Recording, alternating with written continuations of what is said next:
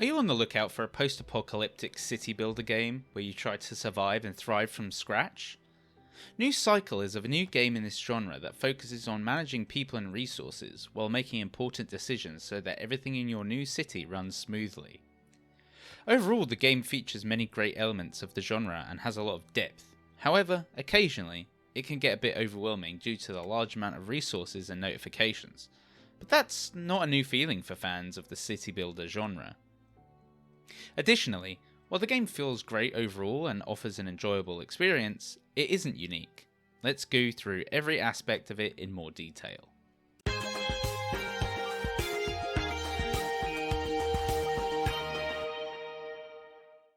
The story is minimal, even in the campaign mode. Somehow, you and a few people managed to survive a solar flare that wiped out most of humanity, and are left to start over with minimal resources. Your goal is to survive and eventually thrive in this new world. Overall, the story offers an interesting twist to gameplay progression. After the first few in-game years, the solar flare shows signs of coming back and it starts worrying people. As a result, you'll be called to make certain decisions to keep them happy, motivated, and engaged so that your community can survive. The storyline fits the standard post-apocalyptic theme. While there's not much room for originality here, it's also not really needed. The main focus is the gameplay after all, not the story. Nevertheless, the campaign mode has its twists and turns to keep you occupied and last for a while. The main hero of the story is the gameplay. Overall, the vibe is very similar to Frostpunk, although New Cycle is less sad. The decisions you'll have to make aren't as harsh as in Frostpunk either. The goal is straightforward. You set your workers to collect materials, you use these materials to research new tech that unlocks new materials, and then you construct new buildings, and keep unlocking new items, buildings, and resources. At first, you gather limited supplies from the area around you: wood, stone, food, and various ores. However, these will run out eventually, and your goal is to research technologies that grant you access to more sustainable resources. From gathering mushrooms and meat from the surrounding area, you can move to setting up your own farm and using it to cover all your food needs. In terms of progression, there's a lot on offer. There are multiple tiers of research, and you unlock new ones as you gain more knowledge and your population increases. Overall, I always had something new to research, build, or produce.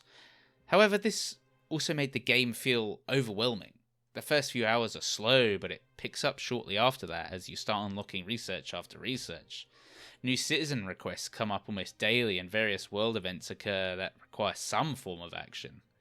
Of course, this is a common thing in city builder games, so it's to be expected, but we were just a little bit overwhelmed and found it a bit too much.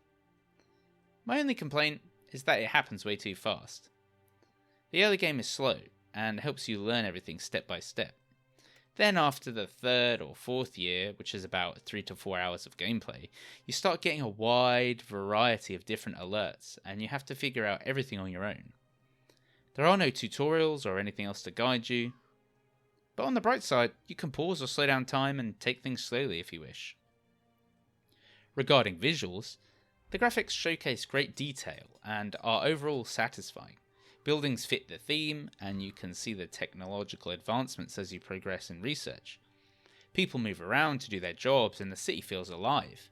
However, the building and overall design aren't something new or jaw-dropping. It features similar visuals to games like Banished and Frostpunk, and there's just not much innovation in the world. Performance-wise, the game runs great. We had no spikes, FPS drops, or crashes during our playthrough. As for the audio, it's immersive and at the same time sad.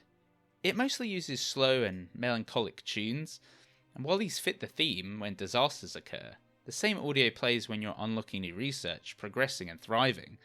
Sometimes it felt like the audio didn't really fit the mood, and even though our city was thriving, the music was anything but happy. All in all, New Cycle is a solid addition to the post-apocalyptic city building genre. It maintains most fan-favourite elements of the genre, but fails to bring something new to the table. Nevertheless, its level of depth is enough to keep you engaged for a long time, and it's worth trying out if you want something like Frostpunk that's less brutal in terms of decisions and story. If you're a fan of the genre and are looking for something to play while waiting for Frostpunk 2, New Cycle is worth your time. Also, if you haven't played enough similar games, you'll find the content new and refreshing. Additionally, despite its early access title, the game has more than enough content to keep you engaged. The EA tag is only a plus since it promises more content and updates in the future. Voxel Smash gives New Cycle 7 out of 10. New Cycle is a great, complex and engaging title that maintains many fan favourite elements of the genre. While it fails to bring something new to the table, it still manages to impress with its overall visual setting and graphic style.